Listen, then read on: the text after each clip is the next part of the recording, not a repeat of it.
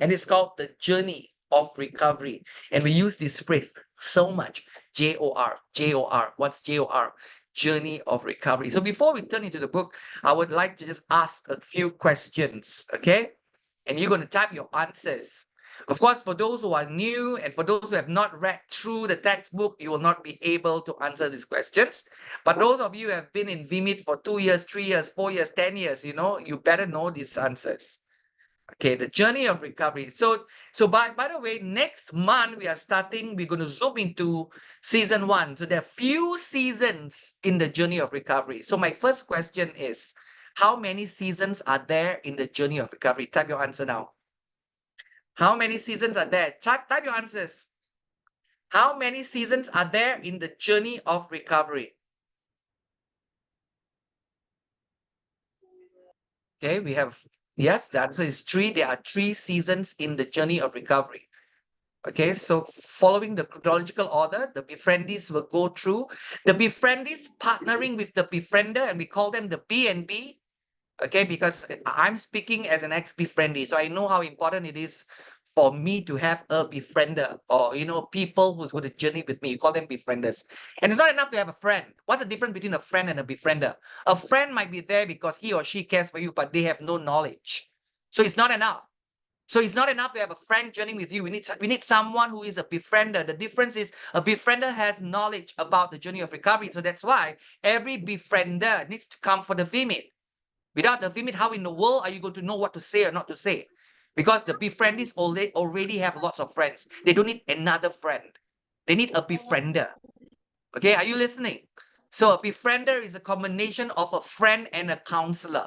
Not the same as a counselor. Counselor is very professional. You know, I'm not saying befrienders are not professional. Counselors are not personal. They don't cry with you. That's not a counselor, but the befriender will cry with the befriendee. The befriender is a friend and a counselor with knowledge. And that's the people we're trying to raise up. We're not trying to raise up counselors, but we are trying to raise up befrienders who will journey. And as an ex-former befriendee, I know that I needed befrienders. All right, so the befriender and befriendee, in short, we call them B&B. The B&B will go through the journey of recovery beginning with season 1. Next question, what is the name of season 1? Type the answer in the chat. What is the name of season 1? Come on. Okay. Yes, it's called the educational season. Okay, that's good. So next month, we will zoom into the educational season. Okay, so what's the name of the, not through the education, I'm asking what's the name of the season, okay? I'm not asking you to define season 1. Okay, what is the name of season 2? So month after that, we will go into, so next month is September, and then October, we'll zoom into season 2. What is the name of season 2? That's right, the celibate season. And thirdly and lastly, what is the name of season 3? That's right, the dating season. Don't get scared with the word dating and celibate. There is a reason why, you know, so they are named accordingly to what we have just mentioned. So let's go. What is the minimum duration the befriendee needs to go through for each season? They cannot graduate lesser than how long? The duration. That's right. 1 year, 12 months. So for example, if Dick and Joe, okay, Dick and Joe is a befriendee. Example, okay, she's a befriender. Dick and Joe comes to the ministry and she says, Reverend, I need to be on the journey of recovery. Then she has a befriender with her. That's the first step. She needs to have a befriender. Then they will go on the first season, month 1. So season 1, month 1, all the way to season 1, month 12. So at season 1, month 12, season 1, month 12, it will be evaluated to see if Dick and Joe is ready to graduate. If she's not, if she's ready, means she'll enter into season 2, month 1, then all the way down to season 2, month 12, and then season 3, month 1. Are you guys following? Okay, so let's say she can't graduate because she's not ready. Okay, there will be it has to be a unanimous decision between the befriender, befriendee, and the discipler who journeys with them. There's a victory discipler journeying with the B and B. Every B and B who's doing their journey of recovery in RLM will have someone above them that we call the victory discipler. So it has to be unanimous between the discipler, befriender, and befriendee that the befriendee is ready to graduate from season 1. But let's say Deacon Joe is not ready. Okay, she's not ready to graduate. She'll continue. That means she'll be in season 1, month 13. And still not ready, can go all the way to season 1, month 20. But of course, we say we do our best. We tell our befriendees to do their best to graduate at month 12. Yeah, so these are important. These are just knowledge, but it's important for all of you to know, so that you when you want to talk to people about the journey of recovery, you say, how long does it take? So if following the system that we propose, that it takes 3 years to graduate for the befriendee to become sexually redeemed. And remember, I always say this, sexually redeemed does not equate sexually perfect. In fact, the journey goes on even after graduating from all 3 seasons. So far, okay? You following so far? Yes, some of you are not paying attention. Some of you are paying attention. Fantastic. Good if you are. Yeah, these are important things to learn. Yeah. So what's the focus? So tonight we're going to talk about, the title of this lesson is The Journey of Recovery. We are looking at an overview of the journey of recovery. Okay, like what's this journey of recovery is all about. As I mentioned earlier, next month onwards, we're going to zoom into 1 season. We're going to break it down. Okay, now let's turn to the book. Let's turn to your textbook. Let's look at the objective. For those of you who don't have your textbook, please go to our WhatsApp group.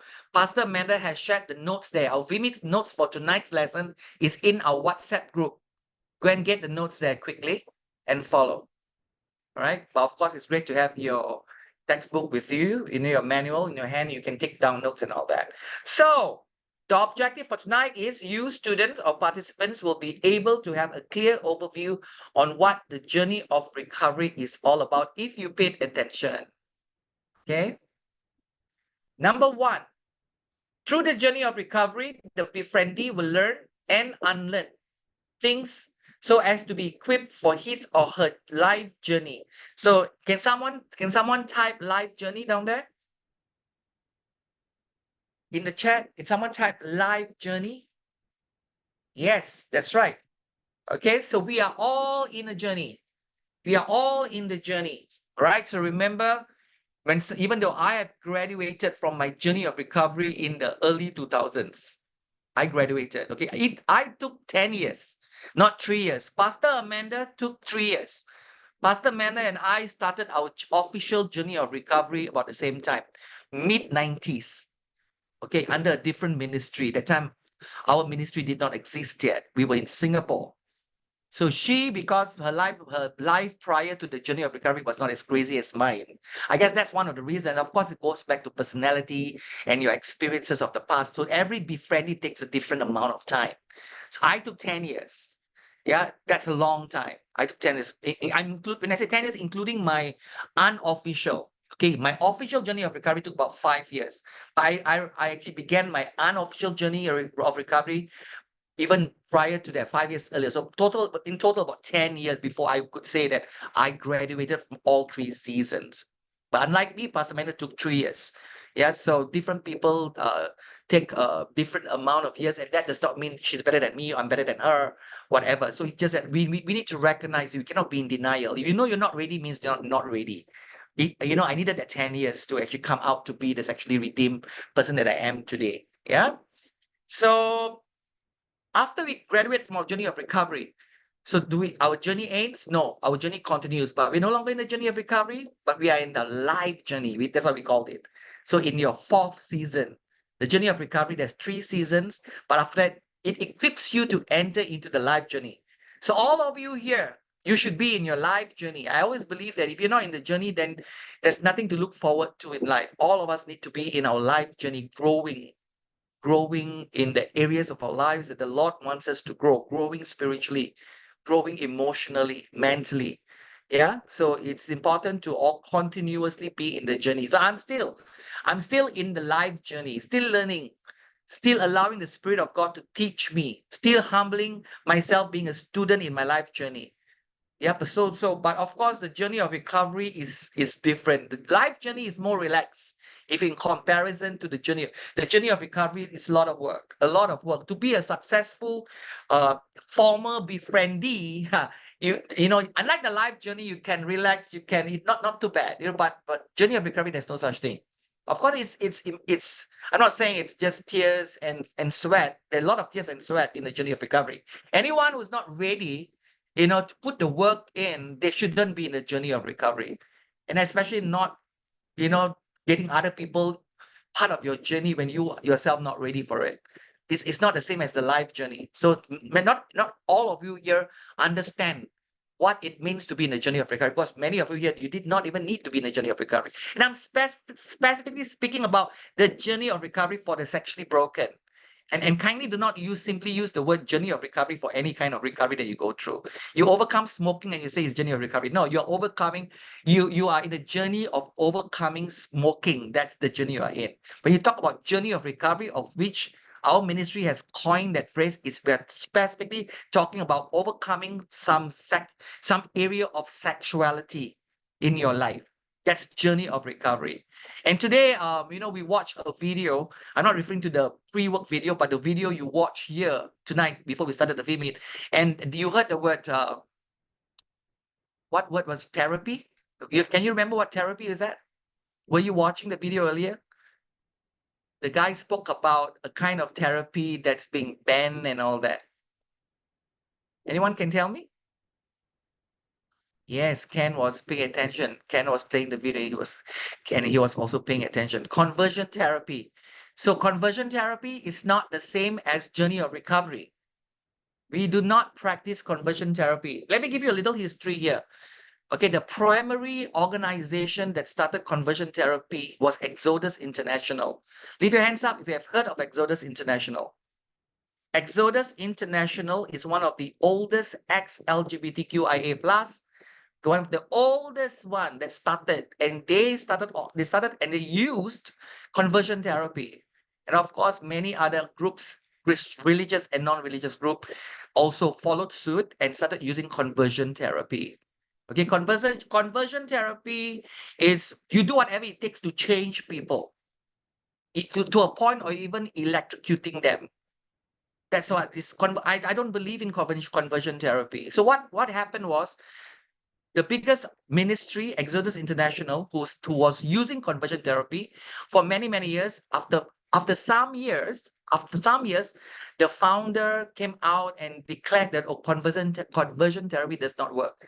They themselves said, and they gave a bad name to conversion therapy. Exodus International has given a bad name to conversion therapy, for y'all's information. And this is true. This has happened. Okay.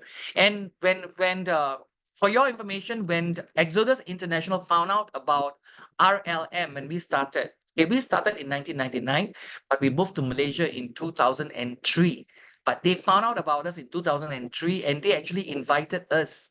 They invited RLM to become partner with them. This is in 2003, and we declined. And I thank God. We did have a solid reason for declining, you know, and I'm not here bashing Exodus International. I'm just telling you what happened. And for those who have been around for many years, Pastor Manda and the rest, you know this history. So Exodus International invited us to partner with them, you know, and I believe it's the Spirit of God that gave me the conviction in my heart to say no. And I said no. I said we will just continue using journey of recovery, because you guys do conversion therapy. That's what you do. At that time, they still were using. They didn't come out with the news that it does not work and all that, you know. So I thank God for that. If I said yes to becoming partners with them, then RLM will not be around today. We will be Exodus something, you know, Exodus Malaysia whatsoever. So thank God for that. Yeah, so we do not use conversion therapy. Okay, we use the journey of recovery, and that's the topic for tonight. So if anybody asks you, you are learning to become a befriender. So are you practice conversion therapy? No, we do not. Okay, you need to tell them that. Okay, and what's the difference? Let me Reparative therapy is another name for conversion therapy. It's the same thing. Okay, it's the same thing, meaning doing whatever it takes, okay, to turn gay people straight, to turn trans people cis. CIS, cis means not trans. That's what they do. The goal is that. Okay, so what's the difference? What do we do in today's session? The journey of recovery, the therapy that we use. What's the difference? I explained what conversion therapy. I already said it, right? They just do whatever they can to change people from gay to straight, from trans to cis. So what's the difference between us? Don't we want gay people to turn straight? Don't we want trans people to turn cis? That's yes, of course, that, but we leave that to the Holy Spirit. We don't do whatever it takes. We allow God to do his work. Okay, so what do? We do two things, and I always use this at the right hand and the left hand. Pay attention, please. The right hand of our JOR, what journey of recovery is, we allow the befriendee, or we encourage, we do whatever we can to guide the befriendee in their spirituality, to grow in their relationship with the Lord Jesus Christ. Make them realize the spiritual aspect of their journey is the most important thing, not about being gay, being trans, but it's about being a child of God, being filled with the Spirit of God, leaning on the Word of God. So that's the first, the right hand of the JOR. Befrienders, pay attention. Befriendees, pay attention. Now, what's the left hand?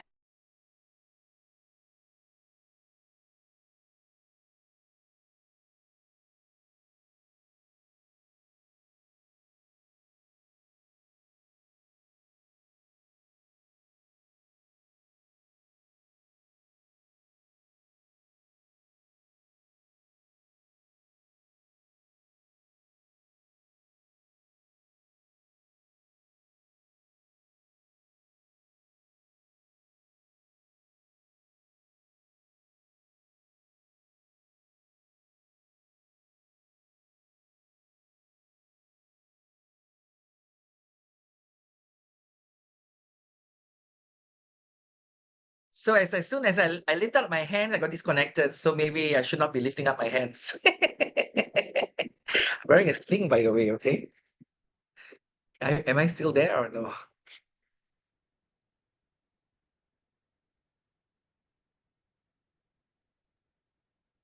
Yes, Reverend, you are. Okay, I'm there, right? Okay, okay. So yeah, I was saying earlier, the right hand is the spiritual aspect of the journey of recovery. The left hand is we as a ministry and the befriender as well, the discipler. We help the befriendee overcome the three trigger issues. There are three trigger issues. These are human issues. These are not LGBTQ issues. Okay, these are humans, anyone, straight, LGBTQ, you could be struggling with issues. So what is the first trigger issue? Someone can type in the chat. What issue that we work on resolving? Come on. The self issue. Good boy. That's so you're in season one. If you are in season one, you are working on overcoming the self issue in the journey of recovery. You following, guys? You have 12 months learning to love yourself, learning to see yourself the way God wants you to see look at yourself. Learning to overcome upper self issues, lower self issues. We have of course there is one of the previous VMeet lessons, or I think in the earlier part of the year, we focus on the self issue. We'll come back next year. Don't worry. That's why the VMeet goes round and round. We'll come back to that lesson. Okay, the second season, no, not second season, second issue. What would that be? The second trigger issue, what would that be? The vacuum issue. Clever girl, Susan Lim. All right. The vacuum issue is where, you have a deficit. You have a deficit of love. Okay, so you go around, you become a vacuum cleaner. You know what does a vacuum cleaner do? Suck in dirt, rubbish. So you need love. You don't need rubbish in your life. But if you have a vacuum issue, that's what you do. And there are two types of vacuum issue. There's a masculine vacuum issue and a feminine vacuum issue. So if you have a masculine vacuum issue, you go around looking for men to enter into your life, to edify you, to love you. And similarly, if you have a feminine vacuum issue, you go wherever you go, you're looking for women to edify you, for women to love you and spend time with you. That's the vacuum issue. You're a vacuum cleaner, always busy trying to suck people into your life based on the gender of the vacuum issue that you have. So what's the third trigger issue? Somebody else. The barrier issue, clever boy FJ. Okay, the barrier issue is the opposite of the vacuum issue. The barrier issue is like when you have a barrier issue, you have a wall. You have gone through some kind of abuse, or you watch your one of your parent being a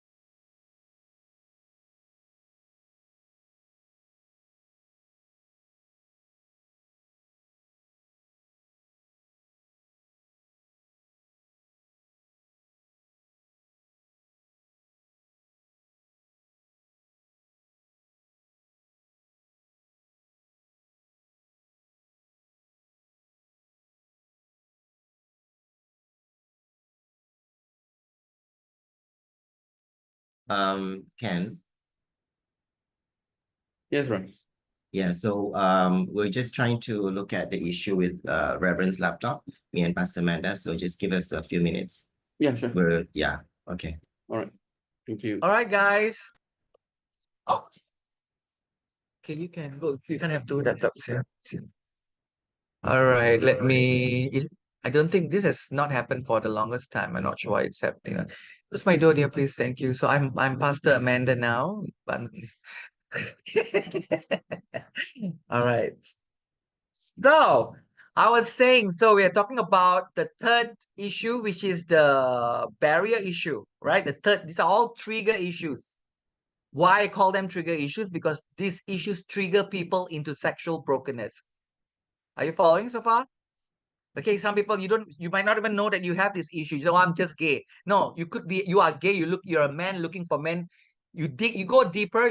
You could find out actually you're not even gay. There's no such thing as gay. You're actually struggling with a masculine vacuum issue. That's why.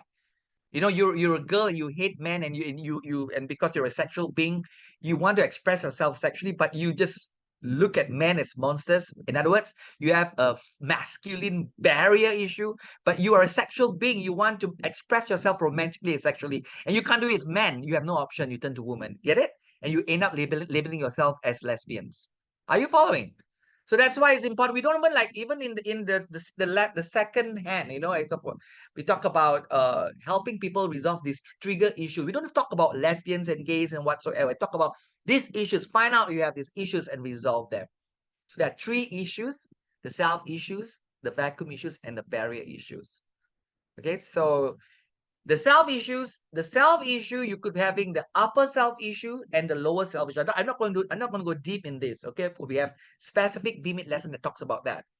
Similarly, the vacuum issues, you have masculine and feminine vacuum issues. And the barrier issues, you also have masculine and barrier.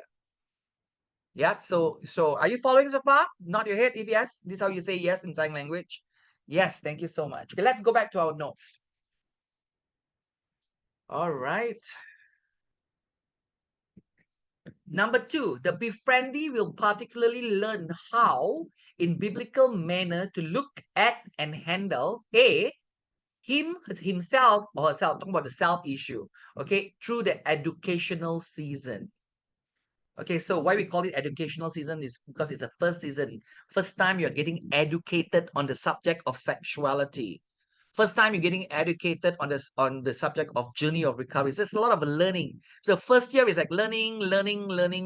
So that's why we decided to call the first season the educational season. You can't pass the educational season, don't talk about the second season and third season. Pass the educational season first.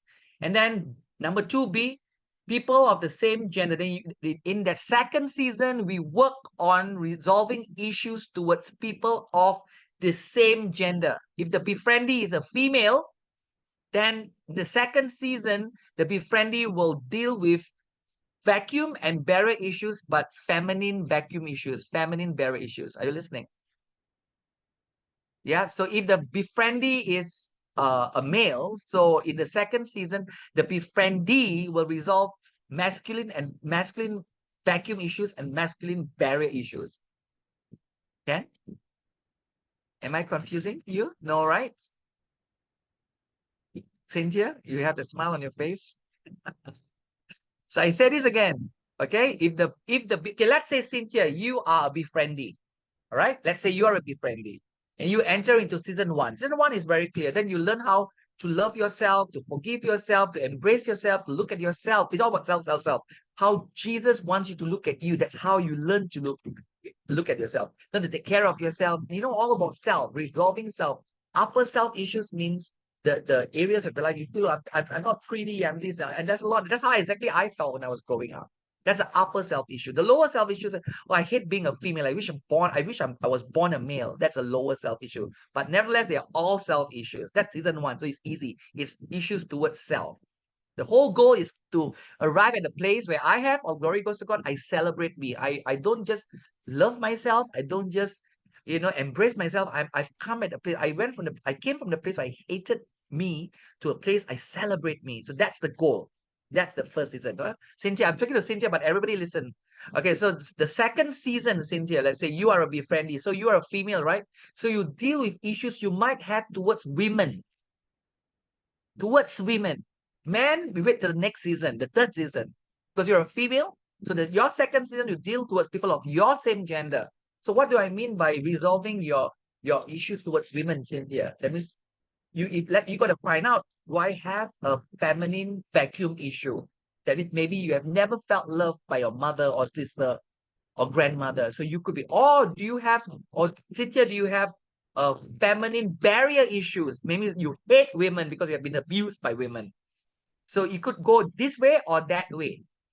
Yeah, so we got to find out. So some befrienders will come and, no, I'm fine with women. I'm okay, but no, you still need to take a year off to find this out, to make sure you do not have any feminine issues, whether in the form of vacuum or barrier.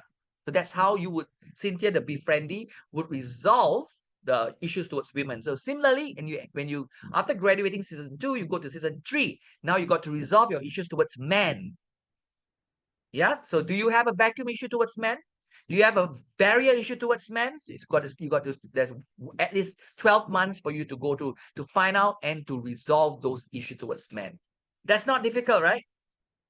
No, that's not. So you guys understand us to be friends and befriendees. Okay. So that's right. Let's go to number 2 again. So number 2 is people you're resolving. I read the whole thing up there. I read number 2. The befriendee will particularly learn how in biblical manner to look at and handle people of the opposite gender through the dating season. These are the names of the season that is: educational season, celibate season, dating season. So if you're wondering why celibate season, okay, for season 2, why is it called celibate season? Because we say take a break from boy-girl relationship. Okay, don't even talk about, I want to get married. Now let's talk about same gender relationship. We're not talking about same sex relationship. When we say SSA, we always talk about something sexual. We talk about, we talk about how what it takes for you. Let's go back to Cynthia. For Cynthia, for you to have girlfriends, what it means to love them, what it means to have deep relationships with other women in your life, to, like Ruth and Naomi. That's so you're going to focus on women. So guys, hold on. So you got to be celibate this season. Celibate means a life without romance with the opposite gender. That's celibate. Single, being single. All right. So then on the other hand, why do we call the third season, the last season, dating season? That's where it's not about dating people, but it's about the opposite gender, where you will actually open up your life to people of the opposite gender, and there are chances where you might actually end up in a boy-girl relationship, with the opposite gender. So that's why it's called the dating season. I'm simplifying now because tonight is an overview of the journey of recovery. Okay, so when we get into the specific season, like next month onwards, okay, then we zoom in into season one, then we go into the different dynamics of season one. Okay, so you don't figure out, wow, so many things, it's actually not so scary, not so difficult. Number 3, page 42 still. Through the journey of recovery, the befriendee will, what happens? These are one of the things. A, resolve a minimum of 30-fold of the self issues in the person, in the issues in the first season. Okay, what am I talking about? 34. I'm using the verse in the scriptures where Jesus said, when seed falls on good soil, remember the 4 kinds of soil? When the seed falls on good soil, then multiplication, growth will take place 30-fold, 60-fold, 100-fold. I'm using that example. Okay, I'm using that example. So let's go back to what I'm trying to say here. A, okay, resolve a minimum of 30-fold. So if you don't have 30-fold of recovery, I'm going to explain in a minute, in your self-issue, then you do not qualify to graduate from season 1. That's one of the way how you find out at the end. At the end of the 12th month, you need to find the befriendee has gone through for 12 months. If you came in 0-fold of your self-issue, like how I started, okay, when I mentioned earlier, when I began my journey of recovery, I didn't even look at myself in the mirror. I hated the person in the mirror. I will, like, even if I took care of my skin, I'm an ugly girl. I was a girl, right? I was a trans girl, right? I'm an ugly girl. So I know girls need to take care. So I put moisturizer. It's an irony. I'll take care of my skin, but I know I'm taking care of the skin of an ugly girl. That kind of thing. I hated me. I hated me. You know what I'm saying? It's like that's how I was. That means I felt I was the ugliest girl on planet Earth at that time. Yeah, of course, I've gone so far to embracing who I am today. Not just I don't think I'm ugly. I think I'm God made me the way I am, and I love the person I am today. And I love my gender, and I love my looks. I love my color. I love my nose. I wanted to go for a nose job. I wanted to get all kinds of things. I just hate. It's demonic. It's really demonic. I hated me from the crown of my head to the soles of my feet. Seriously, but I've been set free. Yeah, so, but you need to be set free at least 30% to graduate from season 1. If not, you got to go into month 13, month 14. Instead of 12, you graduate month 12, season 1. You have to go on the few more months. Are you following? To arrive at least 30-fold. So what do? So some of you may be asking, so I stop at 30-fold? No, because you will, as you go on your life journey, even as you go into season 2, you will still be resolving some other self issues. It's an ongoing thing. You cannot say, if someone say, okay, why don't you wait until the befriendee resolve 100-fold of the self issue, then enter into season 2? That might take, goodness, donkey years. For them, it's an ongoing thing. It's like, even when I graduated, for y'all's information, okay, I graduated from my journey of recovery in early 2000s, right? Early 2000s. And then soon after I had my baby, I was already married. I was already married when I was in the journey of both Pastor and Man and I, we were married. Okay, we were married, but not even thinking we're going into the journey of recovery. How we both ended up in the journey of recovery, I mean, our official journey of recovery, it was a supernatural. It was a divine appointment. We got married thinking that we're going to be broken. We're going to be sexually broken for the rest of our lives. Okay, we loved each other. We were best friends, both Pastor Man and I. The theme of our marriage was, we did a beautiful theme. Today I'm marrying my best friend, and that's a real thing. We were really literally best friend, and then everybody was like, wow, so romantic. Nothing romantic about that. We were two best friends getting married, and I was, she was having an asexual orientation at the time, and I was having a homosexual orientation. So we both, as I mentioned before, come under the LGBTQIA. She's the A. Asexual, for those who don't know. LGBTQIA plus. Yeah, I is intersex. Yeah, so this two ex-LGBTQIA getting married, 1996. And we knew that we want to be married because we were best friends, we love each other, but we also knew that we will never be sexually involved. Asexuals will never be involved sexually. Homosexual will never be involved with a woman. Are you following? So we thought we're just going to get married, grow old together, live happy. I'm not encouraging anybody to do this. Okay, because we were young, we were in our 20s. She was 23, I was 26. So we were crazy young people who love each other, and we loved each other. We love each other then, we love each other now. But God has greater plans. And one major reason why we got married, because we're gonna live together. We really wanted to live together. We don't want to live separately.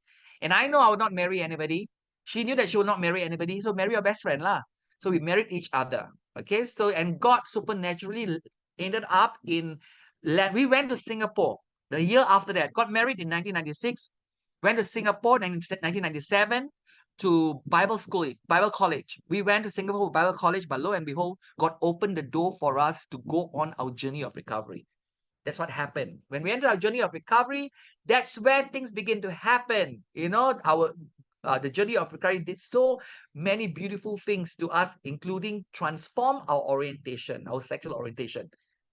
We began with asexual and homosexual. Today, we both have a demisexual orientation today. Are you following? Today we both develop a demi, and that's not a bad thing. In fact, it's a beautiful thing, if you ask me. For those who do not know what's a demisexual orientation, it means a demisexual person is someone who can actually develop sexual feelings for the other party when they have a deep emotional connection. Are you following?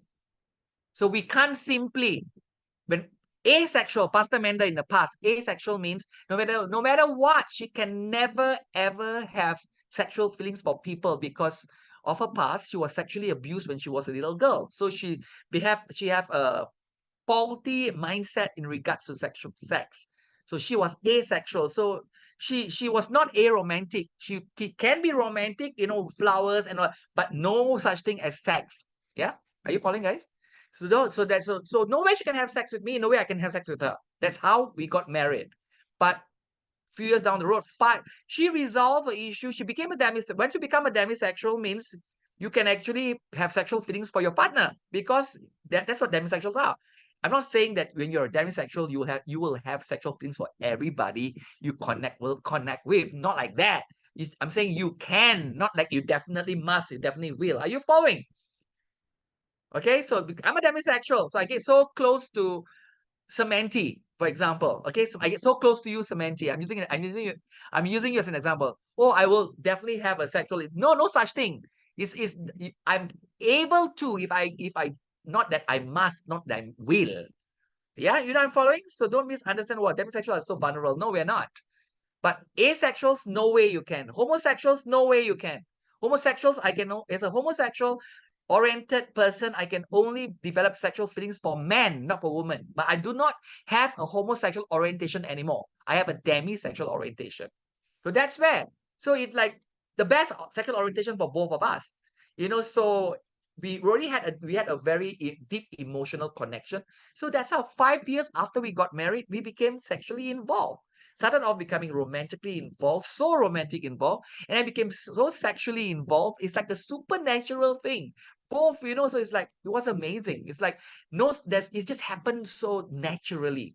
Like, that's how God worked. 5 years after we got married. So it's like, you calculate, why are my children in their 20s now? My son is going to be 20. My daughter is going to be 21. My daughter is going to be 21 in a few months. So why? I got married in 1996. They should be older. What? Because the first 5 years, there was no sex. In our marriage, we did not make love in the first 5 years, and we couldn't make love. We thought that we'll never ever make love until death do us part, because we didn't know God had a great plan ahead of us, and God is amazing. Can somebody say amen? Can somebody type amen? We didn't know we were going to like fall in love with each other. We didn't know we were going to have babies together. We were thought the two best friends going to go old, take care of each other, the kind of thing. But God has had a different story, all a beautiful story. So that's our history. So that's what happens when you go on a journey of recovery. It's not you trying to change your orientation, but when you resolve your trigger issues, it will affect your orientation, and of course, your orientation will affect your lifestyle. That's how it is. So the focus is not try to become straight or try to become. No, it's not like that. It's resolve these human trigger issues. That's what the journey of recovery is all about. And at the end of the day, after that, you live through the Holy Spirit what He wants your life to be, because He knows best. Yeah, He knows best. And of course, we are not saying that every ex-LGBTQ who go through the journey of recovery must get married. We're not saying that. We're not saying Pastor Man and I, that's our story. We are ex-LGBTQIA who are married, but that does not mean it has to be your story as well. Yeah, but nevertheless, I always say this, every one of us, whether you end up in marriage, you know, if you don't end up in marriage, you still need to have deep relationships in life. It's important to have deep relationships. Don't do life alone. Okay, marriage is a beautiful option, but marriage is not compulsory. Deep relationship is compulsory. Yeah, so what's the use also to even be married, but you do not even have a deep relationship with your spouse? So marriage is not the, you know, most important, you have deep relationship, whether you're married or not. Okay, let's go back to the resolving of the self issue. How do you define that? Because let's go back to A. Okay, 34, we got to resolve 34. We got to come to the place of 30% loving yourself. Okay. So I give you a simple example there in the 3 bullets there below the A, 3A. First bullet, out of 10 times you look into the mirror, 3 times you begin to see yourself as admirable. Out of 10 times, that means that's 30%. That's 34. This is just a simple example. Because in the past, when I look at myself, today I look myself, okay, today, you know, as a 53-year-old grown man, I look myself 10 out of 10 times, I would say at least 9 to 10 times I would love what I see. I say, okay, of course I had bad hair days that don't count. You know, but in the past, like 10 times I look myself in the mirror, 10 times I hate what I see. How many of you? What about you? What about you, Paul? What about you, Susan? What about you, Chui Kim? 10 times you look yourself in the mirror. How many times do you see someone admirable? Someone that you admire. That, wow, that's a nice creation of God. You got to be honest. You know, and this is nothing to do about being pretty or handsome. It's just what's in your head. Whether you have a self issue or not. So that's unique. So that's how, okay? The next bullet in A3A, the second bullet. Out of 10 times the male befriendee looks into the mirror, 3 times he joyfully sees a man. Do you follow that? Out of 10 times I look at the mirror in the past, okay, 10 times I sadly see a man. 10 times I sadly see a man because I wanted to see a woman. Are you following? But today, when I look in the mirror 10 times, 10 times I joyfully see a man. I've overcome my self-issue 100-fold. The next bullet, out of 10 times the female befriendee looks into the mirror, 3 times she joyfully see a woman. Joyfully. You have resolved it 30%. The goal is to arrive at 100%. That means 10 times you see yourself, 10 times you joyfully see your gender. That's 100% full. But to graduate, you need to arrive at the 30-fold at least. Then you can talk about going to the second season. Am I making it clear so far? Come on. This is important. Befrienders and befriendees. Okay. B. Resolve a minimum of 30-fold of the same gender issues. Now talking about the second season. Okay, in the second season, you need to resolve a 30-fold. Again, 30-fold. I mentioned earlier why. What about the rest? It's an ongoing thing. So to move on to the next season, at least 30-fold. Resolve a minimum of 30-fold of same gender issues, whether vacuum or barrier. What does that mean? First bullet under B. Out of 10 times a male befriendee meets an admirable man, 3 times he sees the man as a brother or a father or a son. Okay? If I have issues towards men, okay, for example, if I have issues towards men, depending, okay, if I have a vacuum issue towards men, pay attention, please. If I have a vacuum issue towards men and I have misunderstood it and I thought that I'm gay and I thought that I need to have sex with them. Okay, if that's my case, then 10 times I see, and then not any man, I'm talking about specifically admirable men to my eyes. And what's admirable to me may not be admirable to you. Okay, 10 times I see an admirable man, 10 times I will see a potential lover. Are you following? Admirable. Okay, and then if I have a barrier issue towards men, 10 times I see men, 10 times I will see monsters. Barriers are, you Don't you stay, because when you talk about barrier issue, means the wall that you see monsters, you are afraid of them or you hate them. Yeah, but resolving my issues towards men, be it vacuum or barrier, it means out of 10 times I see an admirable man or even just men on the side, you know, I'm able to see a brother, a father, or a son. It means I've resolved, or I 30% I've resolved already. So if every time you see an admirable man, you think of him as a potential lover, listen, befriend this, befriender. You still have 100% issues. Those people of sin. Same as women. Okay, okay. Amber. Let's take Amber. Let's say Amber. You are a befriendee. Okay, and you have issues towards women. It could be vacuum or barrier. So if Amber looks at women, and out of 10 times, she has no issues. Every time she looks at women, she says, I see mothers, sisters, daughters. I don't see monsters. I don't see lovers. That means, Amber, you have resolved it 100%. And you will glaze to your season 2 so easily. Are you following? But still, you will need to go. Pastor Manda, the battery is dying here. Can you please charge? Pastor Manda, please come. Yeah. So some befriendees will go through the season smoothly because they actually do not have issues towards the same gender. So they will go through season 2, but they will still need to go through 12 months.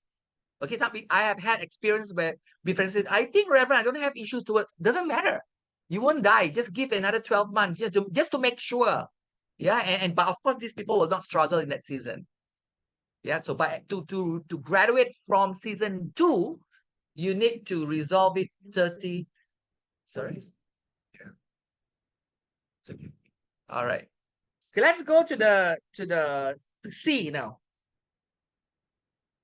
Resolve a minimum of 30-fold of the so similarly, okay, second season, same gender, third season, opposite gender, whether it's vacuum or issue or barrier issue. So I'll read that. Out of 10 times a male befriendee meets an admirable woman, 3 times he sees the complementary gender. Okay, instead of saying when I look at women, of course, now I'm already married. So I have found my complementary gender. What do I mean by complementary gender? Complement means something complements the other thing. A key complements a keyhole. A key complements a keyhole. Then a door can open. 2 keys cannot complement each other. A spoon complements a fork. Okay, that's what complementary gender. A vagina complements a penis. That's how it is. I need to be shy.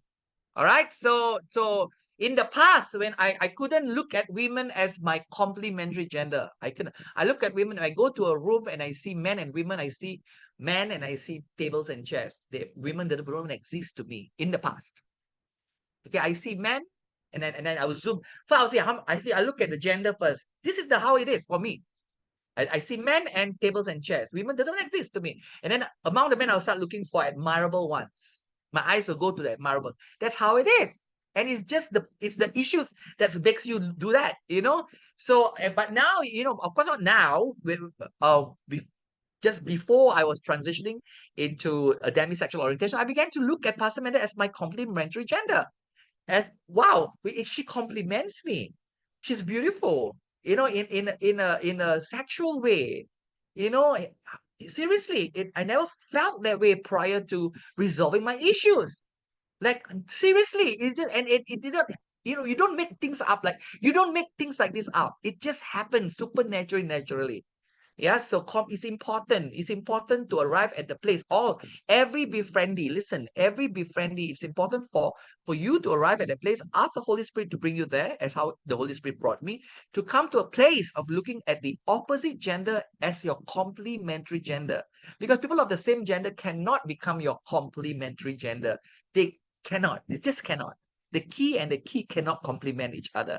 I'm not belittling people of the same gender, but people of the same gender cannot complement us the way people of the opposite gender can. That's why you get 2 guys together, eventually it just doesn't work. You put 2 guys together and when they become sexual, it's all about sex, and they get tired, they want something else. You put two girls together, it's all emotions, emotions, emotions. They don't complement each other. It's like you put a guy and a girl together, and especially a guy and a girl without issues. I mean, we all have issues to talk about. Without these trigger issues in particular, then it's just complement each other. So when Pastor Amanda and I came together, we are a pair of men and women who have resolved at least 30-fold of each of those trigger issues. We just went in beautifully. Are you following? We complemented each other. So when even for actually, that's why premarital counseling is so important. I think that it's important for everybody to attend the VMeet and to learn these things, this stuff that we are teaching, to resolve your issues that you could be having, so that before you jump into marriage, it will really help. Actually, it will really help to prepare people to even before they get married, whether you are LGBTQ or even heterosexuals. I think it's really helpful. So am I making sense right now that regarding the 30% resolving of your issues in season 1, season 2, season 3? You understand that, right? Am I clear? Yeah?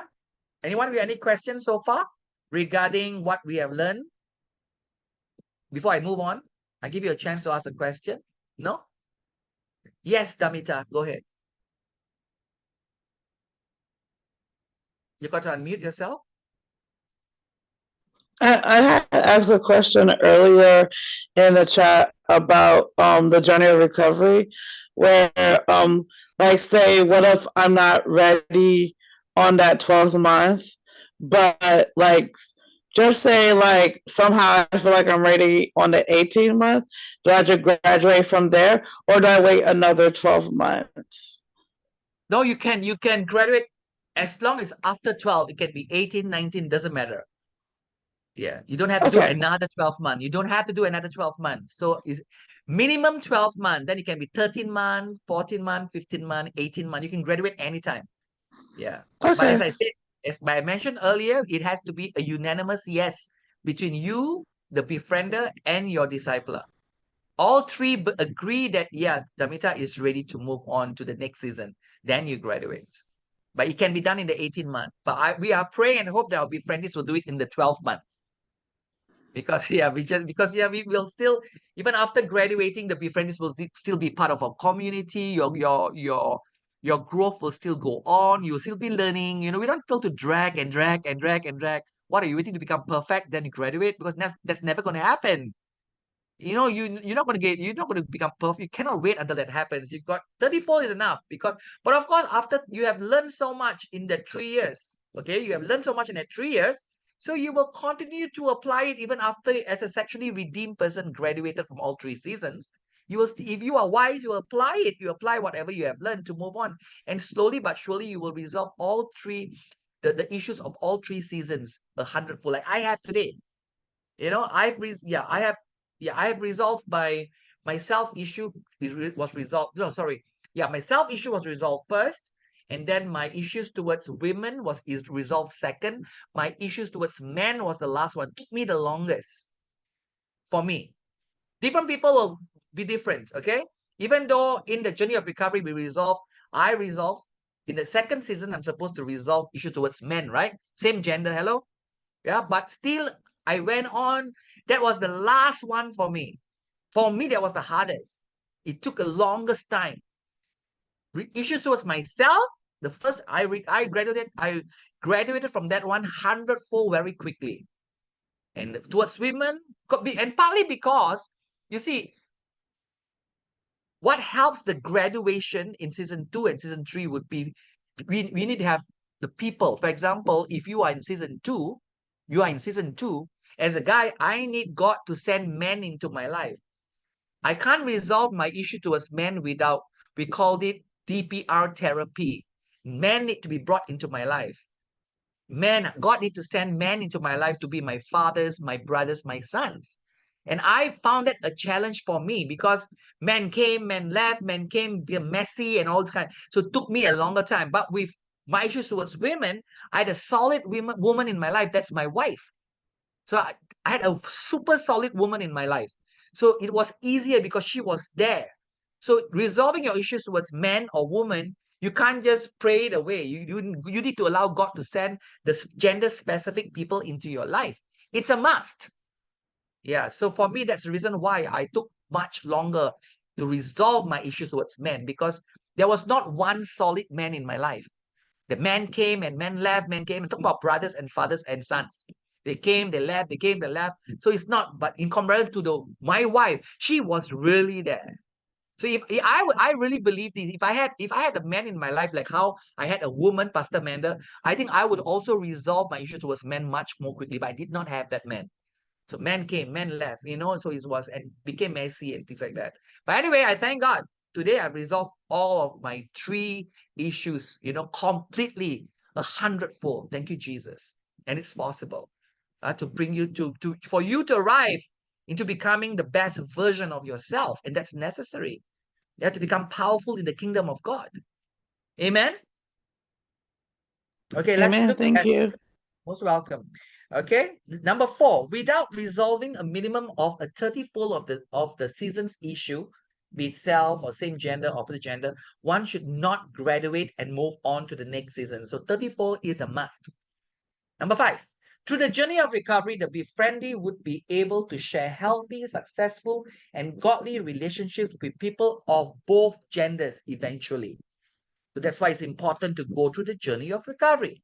It's important to go through season 2. It's important to go through season 3. Because the goal is not just to have great relationship with people of the same gender. I want to resolve gay issues. No. Both genders, you need to come to the place of being able to share great relationship with both genders. Yeah. Let's go to the next page, 43. The homosexual befriendee. Okay, I'm being specific there because some of our befriendees are heterosexual. Okay, for y'all's information, we have befriendees here tonight who are heterosexual.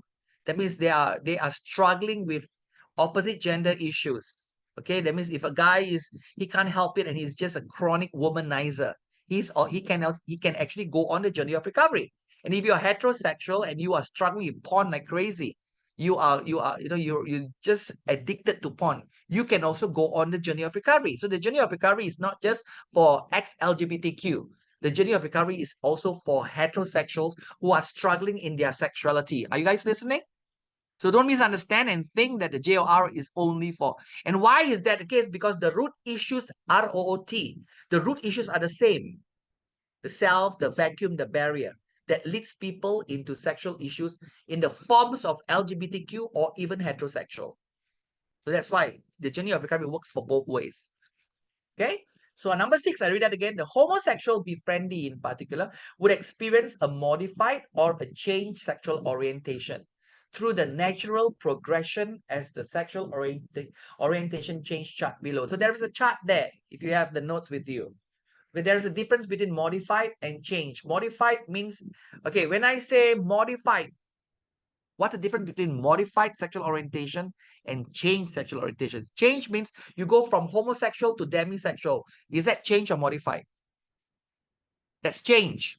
You go from heterosexual to bisexual. Is that change or modified? That's change. You go from one orientation to another. That is change. What about modified? Modified means you still remain the same orientation, but the intensity of that orientation has changed. For example, you still have you had a homosexual orientation and you need to have sex with a man every single night. But now you still have homosexual orientation, but you decide to have sex with them once a month. Are you following? That's a modified sexual orientation, not a change. You still have the same one, but he has been modified. Am I making it clear? So you need to know the difference. And you say, oh, does that count? Yes, it counts. It's not nothing. Oh, it's just modified. No, it's not. You got to give God praise for even little blessings. Be grateful. You used to smoke. You smoked a box of cigarette every day. And now you're smoking like 3 sticks a day, and you want to get better. But do you thank God for that change? You thank God for that change. You do. You must. Right? So that's like a modification of sexual orientation. It's something to praise God for. You watch porn every single night, and now you watch porn once a month. I'm not suggesting it's okay to watch porn once a month. I'm talking about some change, some modification matters. They have to be celebrated. Let's go back. I read that again. Now you understand better when I read. The homosexual befriendee would experience a modified or a changed sexual orientation through the natural progression in the sexual orientation change as below. So this is like a classic example, and this is not for every befriendee, but these are a lot of befriendees experience this. If you have the chart with you, okay, and then there are two words I want you to also, beside the words modified and changed, the other two words will be permanent and seasonal.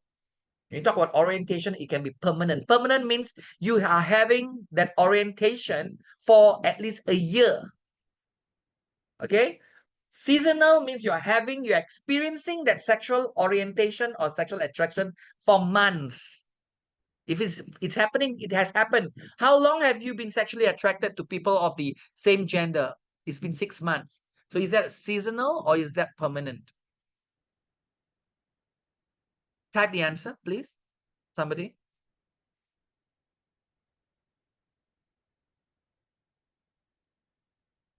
Yes. How long have you been sexually attracted to children? How long? I know it's yeah. It's been 10 years. So is that permanent or seasonal? 10 years, he says, or she says. That's permanent. But the good news, whether it's permanent or seasonal, we've got all things are possible. Change can take place. Modification can take place. Can somebody say amen? And it's where the Lord is blessing us with the journey of recovery. All right? But we got to call things for what it is. If it's permanent, don't call it seasonal. If it's modified, we don't call it change. So we need to call things. So we need to know where we are so that we'll know where to go from here. So these are the 4 words I want you guys to just remember in terms of sexual orientation, the evolution, if you like, of sexual orientation. Modified or change, permanent or seasonal. So let's go with the chart there, level 1. Okay, as a start. This is a classic example, but it is not for every befriendee, okay? So level 1, start. The befriendee starts level 1. They come in the journey of recovery with a permanent homosexual orientation. And remember, orientation is not lifestyle. Okay, orientation and lifestyle are not the same. When I say I have a homosexual orientation, it means inside of my heart, I'm sexually attracted, and not just attracted. I can be attracted to men does not mean I have a homosexual orientation, because not all attractions are sexual. I can be attracted to men and it may not be sexual. Remember that. And that does not mean it's my homosexual orientation. So we've got to be specific. We're talking about sexual attraction. There's such a thing as non-sexual attraction. There is such a thing. I like him so much, and it has nothing to do with sex. I like his character. I like to be with him. He's such an intelligent person. Nothing to do with sex. So that is not part of your sexual orientation. Okay? So now we're talking about sexual attraction, very specific. So level 1, the befriendee starts with a permanent homosexual orientation. As the befriendee move on, they go into level 2, they will experience in some cases, seasonal. Some few months they feel like they are homosexual, and few other months they feel like they are bisexual. I'm reading the chart, I'm from the chart. The next level, level 3, they will arrive. I put that arrive, that's a good place to arrive at. A very good place to arrive at. That's like they receive a permanent bisexual orientation. Can they get married to people of the opposite gender? When they arrive at this place, can they? Hello? Can or cannot? Can. They can. They're not faking it. It's real, because when you have a permanent bisexual orientation, it means you can actually fall in love, be sexually involved with people of the opposite gender naturally. You don't have to wait until you develop a heterosexual orientation. That can come eventually. But to be married, you must at least have a bisexual orientation. Not a seasonal one, but a permanent one. Are you following? Yeah, and you will say, but then he will still be attracted to other men. Well, if he is a godly man, if he is if he's a godly man and he honors the covenant he made with his wife, he will just like every other man. You think a straight man, you can ask Ken. Ken is a godly man. Hallelujah. Ken. Look at Ken. Everyone look at Ken. Okay, he's godly man. He married to his wife. You think you don't find any other woman admirable today? You think he's not tempted to, whoa, check her out. Same thing. Doesn't matter whether bisexual or heterosexual. Same thing. The only difference, a bisexual might be tempted to admire or even attracted to both other genders. The heterosexual will be tempted to be with one gender, but the same thing. It's the same thing. It's just that one can be tempted with both genders, the other one can be tempted with one gender. But temptation is real for both. Okay, someone gave an illustration, say, oh, I just want to share this illustration. I was in South Africa and I went for a workshop on sexuality in Cape Town. And then the speaker gave this illustration. Said, you homosexuals, you think your temptations, you guys are the only one with your temptations are so bad. We heterosexual men, our temptation sometimes is worse than that. And then say, there's one bus driver, and he was sharing his story. He says he was talking to his gay friend. He said, I'm a bus driver. When I get into the bus, now I'm a straight man. I'm married to my wife. I'm faithful to my wife. I love my wife. But when I get into the bus, the majority of my clients, my customers are women. They get into the bus, and the moment I start driving the bus and the bus start bumping, can you imagine all the women are bumping up and down? I'm driving and I'm so much of temptation watching all the bumps taking place in the bus. You guys know what I'm talking about? Some of you are too young to catch the joke. It's like I said, my temptation is horrible. I'm a bus driver. I'm just a simple bus driver. And I am tempted like hell every day. This is my only job. And I have to drive these ladies. They come in my bus. And each time I brake and boom, things shake. She said, and I'm tempted every single minute. And you think your temptation is real. Mine is not. My temptation is so real. So the only difference is that you are tempted by people of the same sex or opposite. But I'm tempted too. And I have to fight my temptation. I look in the mirror, I see things bumping up and down. He said, you know how difficult that is as a bus driver? I mean, it sounds like a funny little story, but it's true. Sometimes we think that our temptations are the worst in the world, but it's not true because everybody's temptation is so real and deep for them as individuals. We shouldn't self-pity, oh, I'm gay, my temptation is the worst. No, not true. Straight people are being tempted too, and it's crazy temptation for them as well. Or even bisexual people. So temptation, everybody's going through temptation, So don't pity party and think that you're the worst one with the greatest temptation. So anyway, let's go on back to the chart. So I talk about level 3 there. Look at the chart, arrive. Then level 4, another seasonal. So you feel like bisexual sometimes and you feel like heterosexual sometimes. And level 5, you feel like you have arrived at that permanent, okay? You feel like you have for a few years now, you feel like you have a healthy heterosexual orientation. Like me, for many years now, I felt like I have a demisexual orientation. It's no longer seasonal.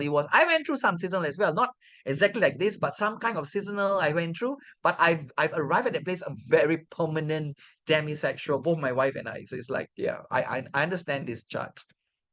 So you understand, so the difference between a modified and a change of orientation, and then also what it means to have a permanent or seasonal. And as a befriendee, as you go through the journey of recovery, you'll experience a lot of seasonal sexual orientation. So don't freak out. Okay, it will happen to you. Okay, number 7. Come on, let's go. The befriendee would come to a place of identifying his or her preferred replacement technique. I'm not going to go through the chart, but replacement technique is very important for the befriendee. We call it RT.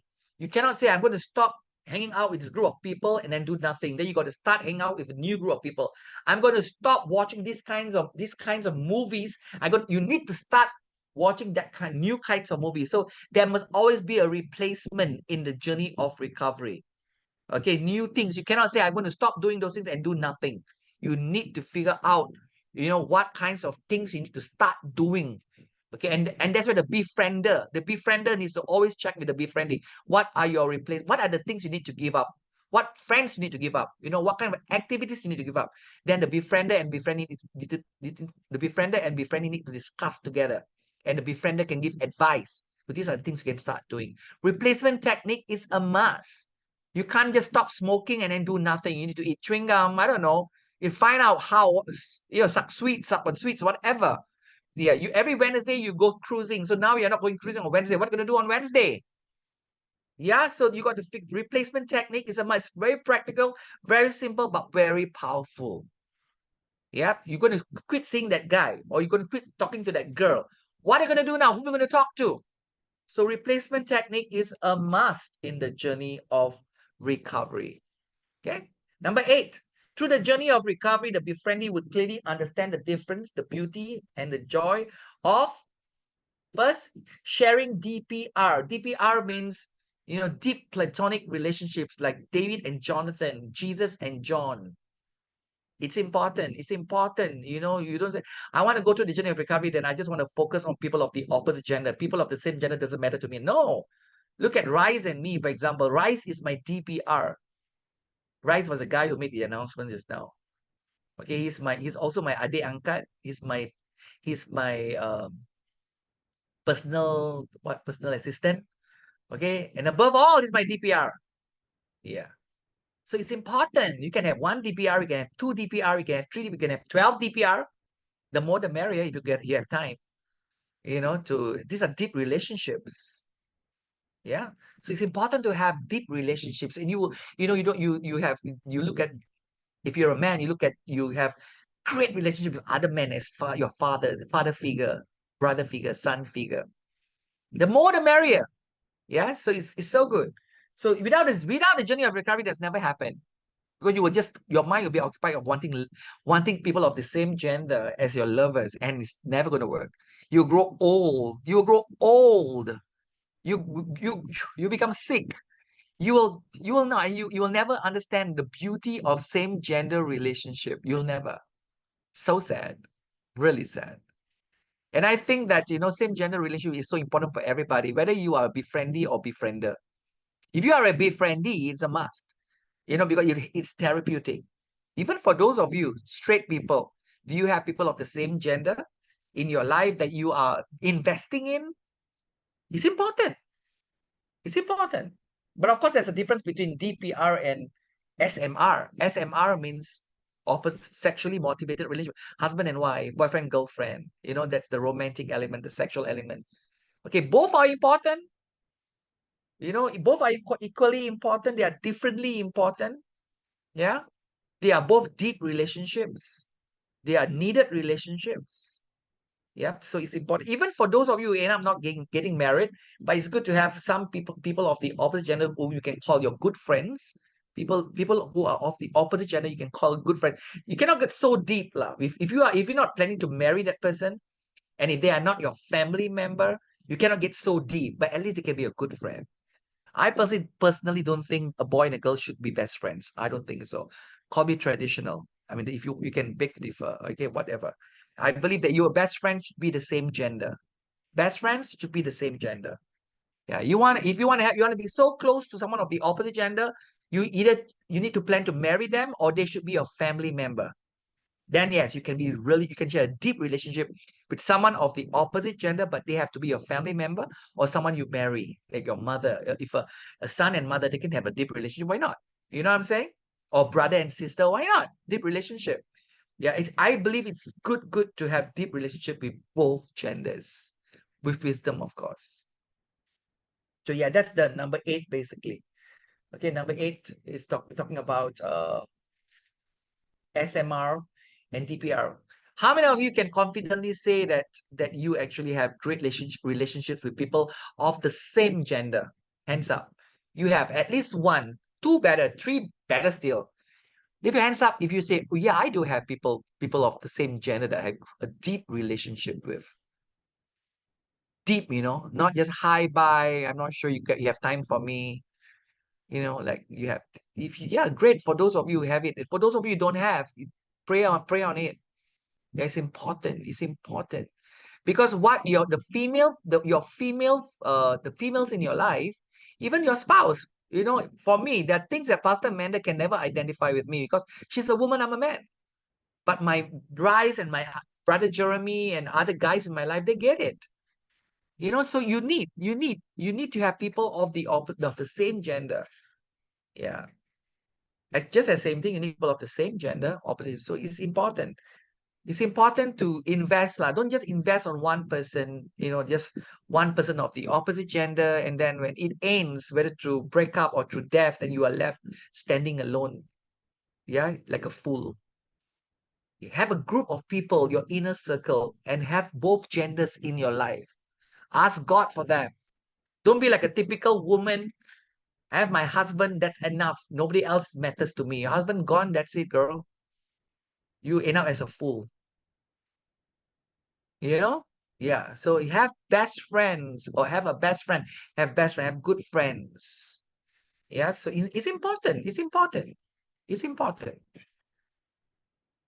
Like right now, I'm I'm in unwell season. There are times I need Pastor Manda, there are times I need Rice, they are both my earthly angels, these two of them. They're just taking care of me. And sometimes I feel, now I'm talking because I'm in a good place. Thank you, Jesus. There are times I'll be like so much in pain, then Mommy Amanda comes and then Daddy Rice comes. I feel like a little boy who has a daddy and a mommy again. When you are sick like that, when you are sick, you just need your daddy and mommy again. That's how I feel. I don't know if you guys know what I'm talking about, but it's how I feel. When you are so much in pain, daddy or mommy, it feels like that. I don't call them daddy. It's so weird. Or mommy, but the feeling is like that. I feel like my wife is like my mom, taking care of me. Of course, we're not supposed to look at your wife as your mom, but when you are sick, I'm telling you, it's different. It's like I see my wife as my mom, and I see Rice as my father coming to me and what you want. They don't say this, but like, what do you want, son? What do you want, son? It's like, I'll take care of you. I'll hold you. Okay, the pain is, where's the pain? Show me that kind of thing. It's so beautiful. But let's say if I didn't have a deep relationship with my wife or with my DPR, I wouldn't have this joy that I'm experiencing in this pain. All glory goes to Jesus, of course. But if there was not a deep relationship with my wife, like, you can be husband and wife, but you don't share a deep relationship. What pathetic relationship is that? Just because you have a wife doesn't mean you share a deep relationship. It's not by default. Those of married people, what I'm talking about, right? How many of you seen married couple and they don't even care for each other? My wife cares for me because we have a deep relationship. My DPR cares for me because we have a deep relationship. So that's important. So it's not about I know this person in my life, but do you have a deep relationship? It's important. They can be in the form of, don't have to be friends, can be in the form of your own family members. Also can. But as long as you have deep relationships of people of both genders, and it don't just happen. You have to invest. You have to be intentional. It doesn't just happen. I don't have a good relationship with Pastor Menda and Rice out of the blue, out of nowhere, because it's investment, taking time. And some say, oh, I want that, but what you want to put the work in? You want to make some sacrifices? If you can't, then it's never going to happen. You're never going to have deep relationships in your life. People of the both genders. So it's hard work. You only care about your career. You only care about money. You only care about yourself. You think what? You think the deep relationship is going to just come by? All the best to you. It will never come by. We visited old folks home today. Let's call it senior home this morning. Myself and a few of our Deacon Joe, myself, and a few of us. Yeah, we went around praying for them, loving on them. I bought some buns for them. And then I was like wondering why are these people in the home? I don't know. And then we also bump into a friend of mine. She's in the home as well. She's a single lady. Never got married. Yeah, but so I was thinking, don't they have deep relationships with people outside there who could actually be with them, or they just had no deep relationships in life? They ended up. I'm not judging, but different individuals end up in the old folks' home for different reasons. But maybe some of them ended up there because they didn't have relationships with anyone. They never, when they were healthy and younger, they did not invest in any other relationships. They were busy with their work, but your career can't take care of you when you're old and sick and alone. But people of the opposite gender, people of the same gender will. So I was in tears. I was because I'm planning to network with this senior home. And I want to visit them regularly. And I was like, I was certain, but I was tearing. I said, you know, so I hope that you guys listening to the sound of my voice today, you won't make the same mistake. Okay? When God sent a beautiful soul into your life, put effort. Don't expect people to be perfect because nobody, even you are not perfect. I'm not perfect. Oh, you see a little flaw and oh, I don't want to be close anymore. That is stupidity. But you need to have people of the same gender in your life. You need to have people of the opposite gender in your life. And they are different. They are different. Trust me, they are different. Pastor Manda is not Rice. Rice not Pastor Manda. They are different. They don't do not duplicated. Different. I'm telling you, you need them both at different times of your life. Be wise. Okay. How are we on time? Okay, I got to go quickly with the last page, and then we'll go to a breakout room. Number 9, when the befriendee begins to open up to the DPR therapy. So in the second season of the journey of recovery, there is such a thing called DPR therapy. We'll talk more in the lesson to come next month. Okay, that there is so much of learning and unlearning to do. DPR therapy in the second season simply means you are learning how to open up and love people of the same gender. In the first season, you go through self-loving therapy. In the third season, you go through dating therapy. Similarly, in the dating therapy, you're opening up to loving and forgiving, and learning how to love people of the opposite gender. So self-loving therapy, season 1, dating DPR therapy, season 2, dating therapy, season 3. And these therapies are not, they're not counseling sessions. The therapies means it's a practical things that you need to go forth and do. You can't just sit with your befriender and talk about people of the same gender or talk about people of the opposite gender or talk about yourself issues, but you got to go forth and do certain things as a befriendee. So these are your therapies. So when I tell a befriendee, you need to pursue DPR therapy, means you need to ask the Lord to open up your life for Him to send you people of the same gender that you can go out with, get to know with as fathers and brothers and sons.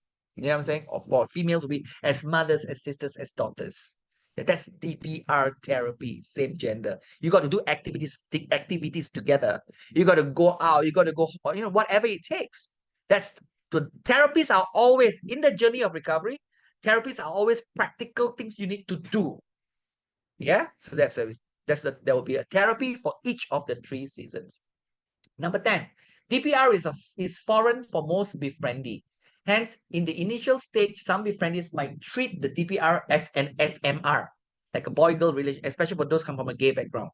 This is common yet must be dealt with lovingly and firmly by the befriender. Number 11, even though the DPR therapy is compulsory in resolving same-gender issues, boundaries must be kept because some befriendees can easily develop emotional dependency and may even fall into many other traps. Number 12, the attitude of a real befriendee. Listen, one clearly understands that the JOR is not a one-time decision, but a journey. That's why we call it the journey of recovery. One takes the journey of recovery one day at a time, daily considers one's thoughts, words, and actions. Next, one is not going through the journey of recovery alone. One works closely with the befriender. Next, even the smallest improvements should be counted as and praised. The befriendee and the befriender give credit and celebrate all improvements. Next, one understands that the journey of recovery is like climbing a mountain. If one slips and falls, one gets up and continue climbing. 2 steps forward, 1 step back. Some of you might have heard that before. Next, one interacts and shares with other befriendees who are also going through the journey of recovery, and especially with the sexually redeemed, those who graduated from the journey of recovery, who have completed journey of recovery. Next, one seriously attends the VMeet with his or her befriender. Next, one views materials like books, websites, movies that encourage or help one in the journey of recovery and does not view materials that discourage, distract, or mislead one in one's journey of recovery. Next, one realizes that the journey of recovery is unique.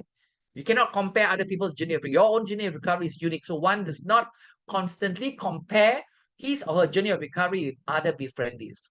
Okay, number 13. It is a good habit for the befriendee to keep a journal. Okay, one should share one's journal with the befriender. The following should be noted in your JOR journal. Daily words received from God during one's quiet time. Major and minor improvements for even little victories matter in the journey of recovery. Major and minor mistakes, the befriendee will remember not to repeat them and especially cannot afford to repeat major mistakes. Antecedents means what happened before this mistake took place. Antecedents of one's mistake. The antecedent leads to behavior, which leads to consequences, the ABC. Antecedent, behavior, consequences. Next, duration of one staying clean. So these are all the things you write. It's good to have your to write them down. So for those, some of you befriendees, you know you are doing your journey of recovery on your own. Okay, some of you befriendees, you are doing your journey of recovery in RLM. So that's a choice you have. Okay, some people they are not doing. They come.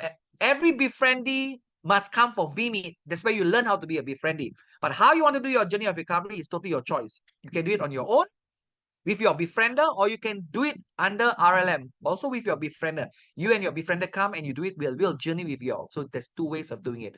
For those of you who are doing your journey, for those of them who are the befriendees who are doing the journey of recovery in RLM, they will have to be open with their journaling. Okay, and the journaling is all done in WhatsApp, in the WhatsApp platform for us, for those befriendees who are doing their journey of recovery with us. And that's a choice you can make. If you ask me if that's a good choice, I say, of course, definitely. You're coming under us so that we can guide you. But of course, no obligation. You can just do your journey of recovery on your own. But whatever this come for VMeet, make sure you have a befriender. Every befriendee needs to have a befriender. All right.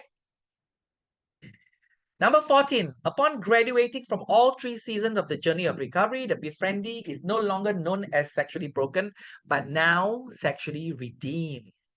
Unlike the befriendee, the sexually redeemed has stronger brakes. What does that mean? When you started in your journey of recovery 3 years ago, you know, when you drive a car, you have no brakes. You go, your temptation come, boom, you bang. Temptation come, boom, you bang. But now you drive the car, your brakes are strong. Temptation come, you have brakes. And that happens. Great brakes is built through the journey of recovery. Okay, so I read it again. Unlike the befriendee, the sexually redeemed has stronger brakes to not rush into sin when tempted. All right. I'm going to send you away to your breakout rooms right now. Okay, let's talk about the journey of recovery. I hope that each group, you know, if you are in the journey of recovery, you share about your journey of recovery. If you have been in the journey of recovery in the past, okay, you have graduated, talk about it. So let's talk about people's experience in current journey of recovery, and even people who have been in the journey of recovery before. Talk about journey of recovery. I want people to share. I hope that every group will have some people who are in the journey of recovery and some who graduated from the journey of recovery. Talk about it, and then basically after that, you just talk about one of the highlights of the lesson tonight for you. Which of the highlights? And if there's more time, you pray for one another. Don't go away. After the breakout room, we'll come back here again. We'll come back. I'll give you my final note. Okay, have a great time sharing in your breakout rooms.